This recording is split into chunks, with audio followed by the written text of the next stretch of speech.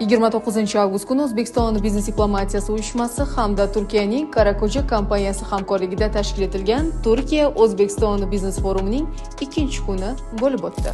Forum doirasida uyushma raisi Sardor G'afforov O'zbekiston biznes diplomatiyasi uyushmasi faoliyati haqida taqdimot qildi. Shu bilan birga Turkiyaning yirik tadbirkorlari va investorlari o'z taqdimotlari bilan ishtirok etdilar.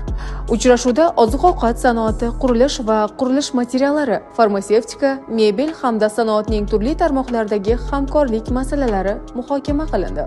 Forumning muhim voqeasi O'zbekiston biznes diplomatiyasi uyushmasi va Turkiyaning Altechin dasturiy ta'minot reklama jihozlar importi-eksporti kompaniyasi o'rtasida hamkorlik memorandumi imzolandi. O'zbekiston-Turkiya biznes hamkorligi, yangi imkoniyatlar va istiqbollar. O'zbekiston biznes diplomatiyasi uyushmasi tomonidan amalga oshirilayotgan bu hamkorlik har ikki davlat tadbirkorlari uchun strategik sheriklik, qo'shma loyihalar va yirik investitsiyalarga yo'l ochmoqda.